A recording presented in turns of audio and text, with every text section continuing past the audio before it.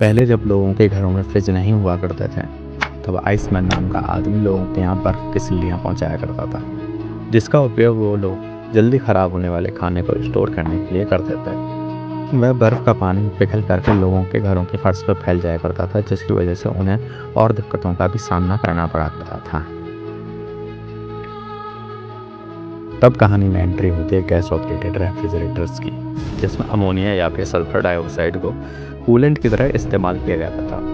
अब लोगों को बर्फ़ की सिल्लियों से तो छुटकारा मिल गया था, लेकिन यह केमिकल्स जहरीले और बदबूदार हुआ करते थे, जो लोगों के लिए खतरा बन जाते थे, स्पेशली तब जब लोग इनको कबाड़ समझ करके यूं ही फेंक दिया करते थे। तब यह केमिकल्स एनवायरनमेंट पर रिलीज होकर के लोगों के लिए हेल्थ इश्यूज जनरेट करते थे, जिसकी वजह से लोगों की आंखों में जलन, कीड़ों को अपनी तरफ आकर्षित करना, जानवरों को नुकसान पहुंचाना कि इनके मुख्य साइड इफेक्ट थे।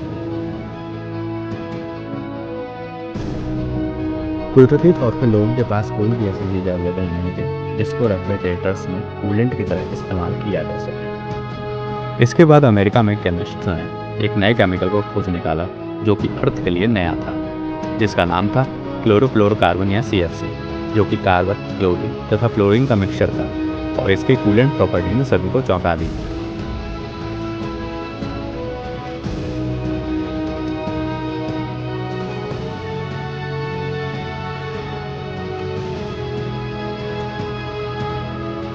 इसकी इसी प्रॉपर्टी के कारण इसका उपयोग रेफ्रिजरेटर के साथ साथ एयर कंडीशनिंग में भी होने लगा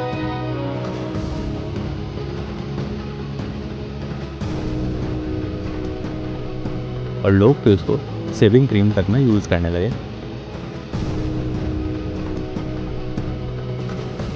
और महिलाएं इसको बालों को प्रोटेक्ट करने के लिए यूज़ करने लगी। जिसके बाद इसका उपयोग स्प्रे पेंट्स तथा फायर एक्सटिंग्विशर में भी होने लगा।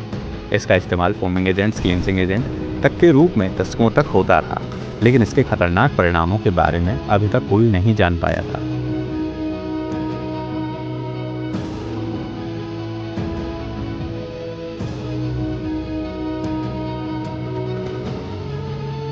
फिर 1970 के दशक में यूनिवर्सिटी ऑफ कैलिफोर्निया के साइंटिस्ट पृथ्वी के वायुमंडल का अध्ययन कर रहे थे। मारियो मोलेना एक यंग मैक्सिकन इमिग्रेंट थे जो कि लेजर केमिस्ट थे, और सर्वरेंट रोलांड साइंटिस्ट थे जो कि डिफरेंट कंडीशंस में मॉलिक्यूल्स और गैसेस के बिहेवियर की स्टडी करते थे। वो ओहायो से थे। मारियो साइंटिस्ट के तौर पर बहुत कुछ सीखना चाहते थे और वो है एक ऐसे प्रोजेक्ट की तलाश में थे जो भी उनको नई पहचान दिला सके। उन्होंने सोचा कि CFC मॉलिक्यूल्स के एसी में से लीक होने पर वह कहाँ गायब हो जाते हैं।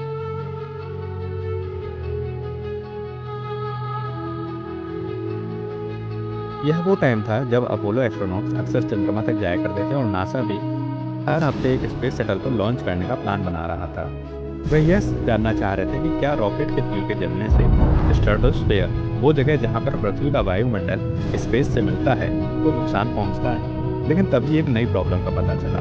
एक्चुअली में जो भी CFC इन्वायरमेंट में लीक होती है, वह चुपचाप बिना किसी को पता चले पृथ्वी के वायुमंडल के छोर पर खरबों की तादाद में इकट्ठी हो रही थी। उसी तरह से जिस तरह से कोई दुश्मन देश की सेना किसी देश पे आक्रमण करने से पहले उसको चारों तरफ से घेरती है, और इसी CFC ने हमारी ओजोन लेयर को पतला करना भी शुरू कर दिया था,